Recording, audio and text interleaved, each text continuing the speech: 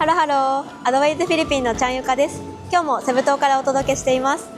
今日は日本をモチーフにしたショッピングモール J モールに来ています。今回のお目当てはこちら、寿司ステーションです。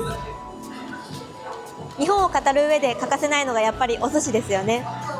日本人でも生魚が苦手でお寿司が食べられない人ももちろんいるんですけど、家族でワイワイ食べたりだとか偉い人を接待する時とかに広く食べられています。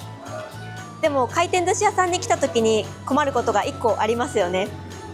種類がありすぎてどれを食べればいいか迷っちゃうんです。ということで今回は日本人が特に好きなお寿司のネタを紹介していきたいと思います。この動画を見ればあなたもお寿司通になれると思います。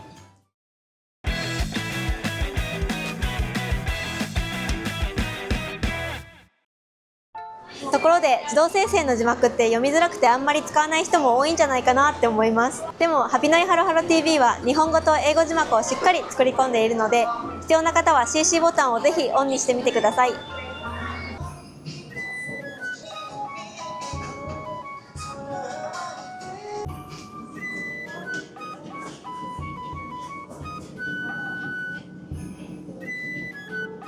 じゃあとりあえず日本人の中でも人気トップ10には絶対に入ってるっていう自信があるサーモンとツナ注文していきたいと思います。寿司ステーションのキャラクター超可愛くないですか？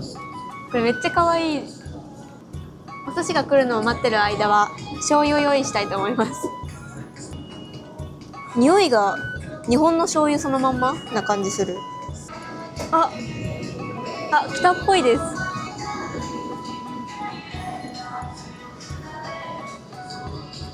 すごーい。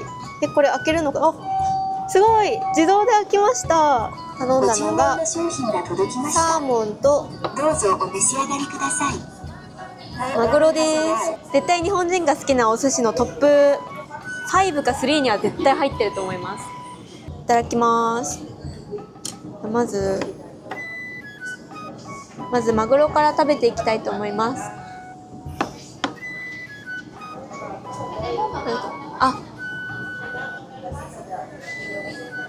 今気がついたんですけど、日本って大体お米とネタの間にわさびが入ってるんですけど、ここだとわさびが入ってないですね。でもわさび苦手な人、ピリピリして苦手な人たくさんいると思うんで入れてないんだと思います。お寿司と一緒にわさび食べたいので注文したいと思います。わさび待ってる間にわさびなしで食べたいなと思います。いただきます。これつけて、落ちちゃった。私結構お寿司食べるのうまく食べられないんですよね。だから許されるなら手でこうやって食べたいですけど、今日はちょっとお上品に見られたいんで箸で食べていきたいと思います。こうやっていただきます。なんかお寿司食べてると生きてるなって感じがするんですよね。多分日本人の遺伝子が喜んでるはい、次サーモン食べていきたいと思います。サーモン大好きで小さい頃からサーモンばっかり食べてました。で、私実はさっきお寿司をお醤油につけて食べたと思うんですけど、私なりのお寿司の食べ方があって、っていうのがこのお醤油をそのままかけるんですよ。こうやって。そうするとこのお醤油皿にお米が入っちゃう恐れとかお寿司が崩れちゃう恐れないんで、おすすめの食べ方です。こういう感じでもうお醤油かかってる状態なんで、このままいただきます。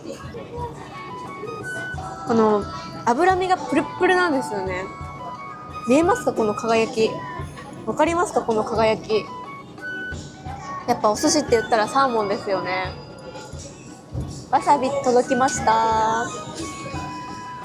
こうやってお寿司ご飯シャリって言うんですけど、シャリとネタの間に挟みます。塗ってちょっと塗りすぎたかもしれないけど、まあ大丈夫。はい、こうやってやって、もうこれお醤油ついてるんで、こうやっていただきます。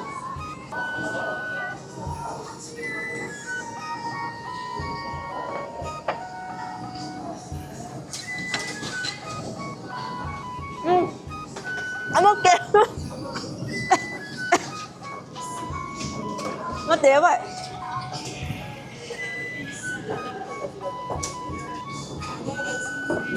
ちょっと待って、涙出てきました。見えますか？いや、普通に調子に乗ってわさび塗りすぎて、わさびの辛さが口から鼻まで全部通って、やっぱ日本人でもわさび食べ過ぎるとこうなるんですよ。泣くぐらい辛い。まあ多分これぐらいが適量かなって思います。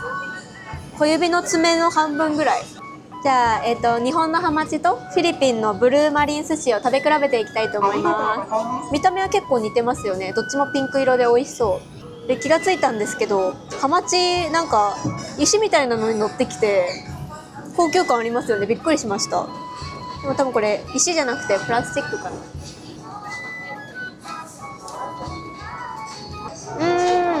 ハマチの方がちょっとサーモンっぽい感じだから脂が乗ってますね。でもこのブルーマリンソースの方もさっぱりしてて食べやすくて、どっちもすごい美味しいです。日本だとこんな感じでお皿を積み上げて、で最後食べ終わった時に店員さんが席まで来てくれて、で色が違うお皿があったらこっちは100ペソ、こっちは150ペソみたいな感じでお皿によって値段が違うかったりするんですよ。でそれも全部数えて最後精算するっていうのが日本のスタイルですね。あ、モノレールっぽいゆりかもめ。日本の回転寿司との違いは、日本はベルトコンベヤーの上に直接お皿が乗ってお寿司が運ばれてくるんですけど、こちらのお店ではレーン自体は動かないで、車が道を走るみたいにロボットが自走してお寿司を運んできてくれます。ちなみに各テーブルごとにレーン上に QR コードが記載されていて、それに反応して自動的にロボットが止まるようになってるみたいですね。来ました。食べていきたいと思います。まず土用の丑の日と父の日には必ずうなぎ食べに行きますね、家族で。まず日本だとうなぎと海苔一緒に食べないですよね。うな丼って言ってなんか天丼みたいにご飯の上にうなぎが乗ってるものを食べるんですよ。海苔と一緒にあんま食べないですね。いきます。美味しい。ちゃんと脂乗ってて美味しいです。味付けもしっかりしてて。ホタテです。どうぞお召し上がり。お寿司の食べ方についてなんですけど、大体の人ってこのままこうやって食べると思うんですけど、で私なりに可能であればこのお寿司のネタの部分を自分のベロの方に向けて食べるっていうのが自己流なんですよ。試しにやってみますね。そういう風に食べるとちゃんとネタの味がしっかり感じられるんですよ。こうやって回転させてこのネタの方をベロに当たるようにするんですよ。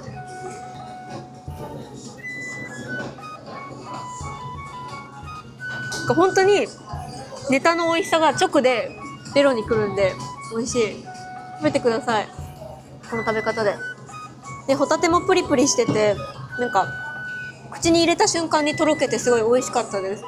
じゃあ次はお肉のお寿司、結構日本でも広く食べられていて人気なので調査してみたいと思います。で今気がついたんですけど、 US ビーフ寿司は2貫で175ペソなのに和牛の方は1貫で410ペソなんですよ。結構な違いですよね。せっかくなんで和牛寿司の方頼んでいきたいと思います。ご注文の商品が届きました。いただきます。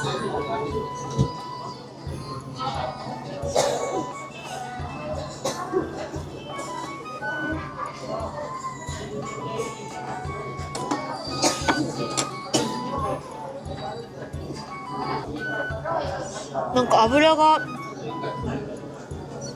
乗ってて口に入れた瞬間ジュワーっとして美味しいです。でもほのかにわさびの味もしたんで、わさびで味付けしてるんですかね。お寿司とわさびの組み合わせってすごい合うんですよ。美味しかったです。一口410ペソの和牛いただきました。ごちそうさまでした。こんなにたくさん食べました。今回何枚食べたか数えていきたいと思います。13皿いただきました。美味しかったです。ここまでご視聴いただきありがとうございました。食べたいなって思ったお寿司のネタはありましたか？紹介してほしいだったり調査してほしいお店があったらぜひコメント欄で教えてください。これからも美味しい食べ物どんどんレポートしていくので、いいねやチャンネル登録よろしくお願いします。また新しいチャンネルなのでチャンネル登録しないと新着動画を見逃してしまうかもしれません。ぜひ登録お願いします。以上、アドウェイズフィリピンのちゃんゆかでした。またねー。